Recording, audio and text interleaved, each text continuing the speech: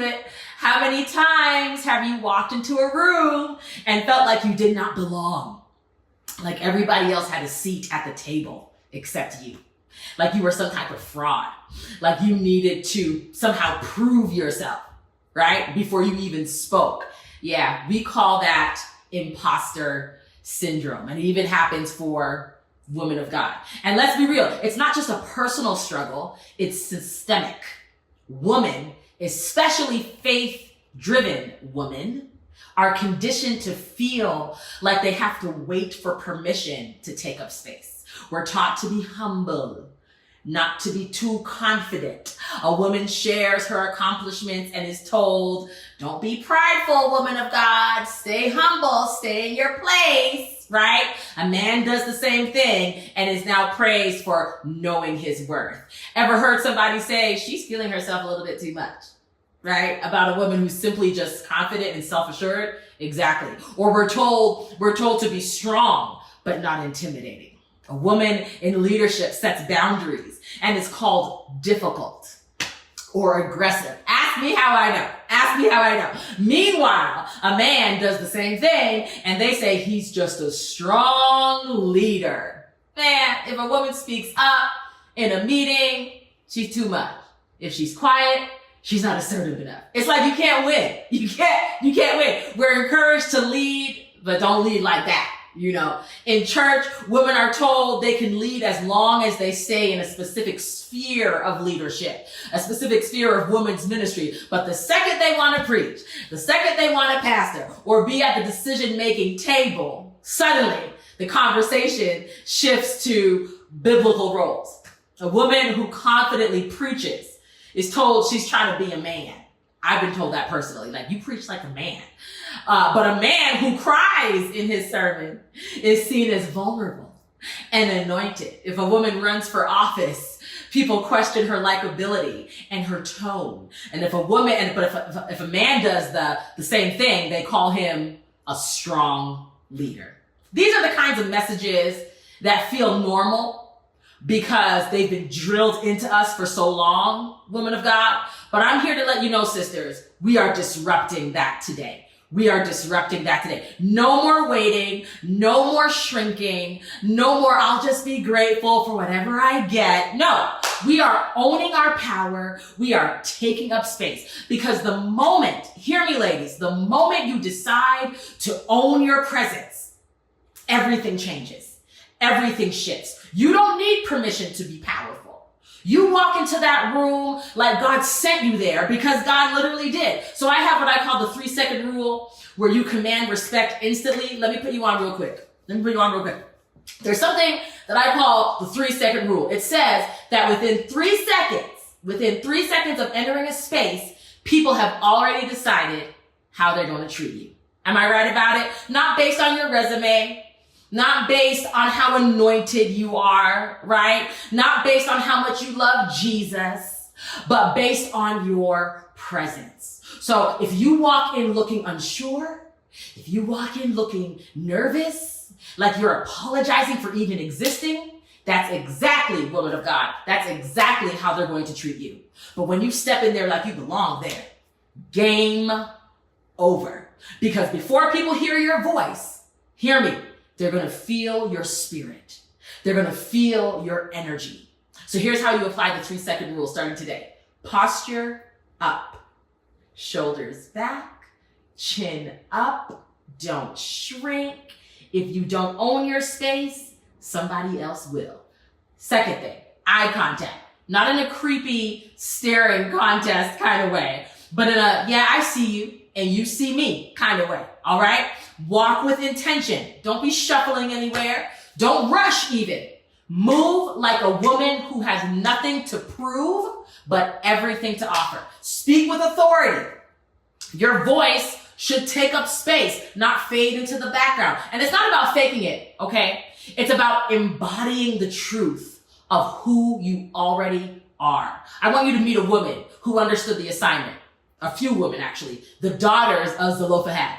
Okay, let's open up the Bible because this right here, this is the energy that we need. This is the energy that we need to be on. The daughters of Zelophehad were the ultimate, we are not going to ask, we are going to tell kind of woman. Their father dies without a son, and the law says that only men can inherit property. So the system designed by men and for men, basically said, y'all don't get anything. Y'all don't get anything at all. And you know what the ladies did? I'm sure you know the story. You know what the ladies did? They pulled up on Moses. They pulled up on Moses in front of the entire congregation and said, we deserve our inheritance. You can read about it in Numbers 27. We deserve our inheritance. No hesitation, no apologies, no I'm sorry but energy. And guess what? Guess what happened? They changed the law.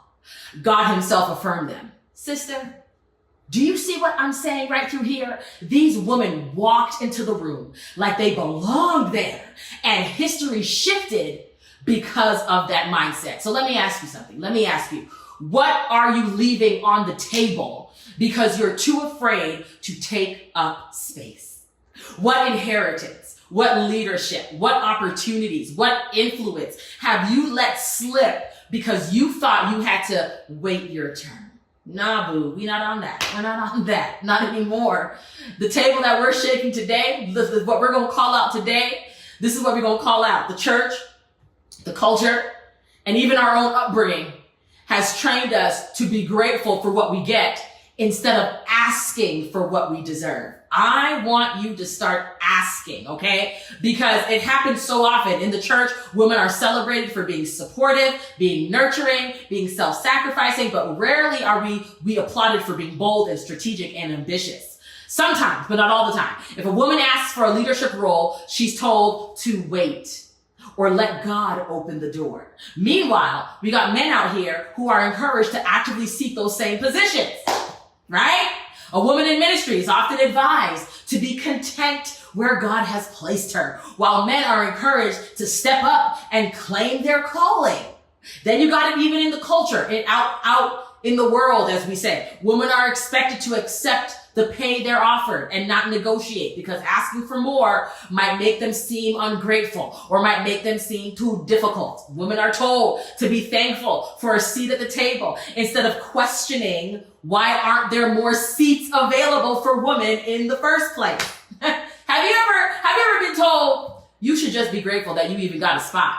You should just be grateful that they even considered you. You should be grateful that they even ordained you. Hello. When you know deep down you deserved more.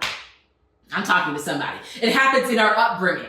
Many of us grew up watching our mothers and our grandmothers do everything for the family, but never ask for help, right? Because they were taught that a good woman does not complain. And as little girls, we were taught to share, to be polite, and not make a fuss. Oh man.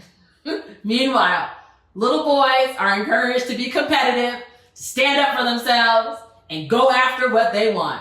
Woman of God, I could go on and on. We're told to wait to be chosen for jobs, for relationships, for leadership positions, when men are trained to go after what they want without hesitation. This is not a male bashing video, but I'm just wanting to show the disparities, right? Let's be clear. Understand this. Favor is not passive. Confidence is not optional. If God has called you to it, then it's yours to step into it. Period. Okay? So before I close out this video, I want to leave with one of my confidence codes. Get your wardrobe right. Let's talk about something practical, because confidence is not just about a feeling, it's an embodiment. And one of the quickest ways to shift your mindset, change what you wear. Listen. Your clothes preach before you ever open up your mouth. You ever notice how you carry yourself differently when you're in an outfit that makes you feel powerful? Powerful for you, not what society says. How your energy shifts when you feel put together, when you feel polished, when you feel bold.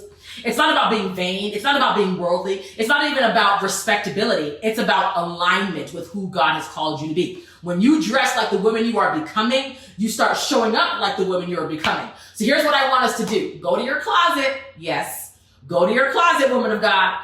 Go to your closet. Look at what's in there and ask yourself, does this currently reflect the woman God has called me to be? Does this make me feel powerful when I put it on? Does this align with the version of me that takes up space? If not, it might be time for a wardrobe. I can never say that word. Wardrobe reset. Because women of God, you deserve to look like the powerhouse that you are. All right? It's time to own your presence. All right, let's land this plane.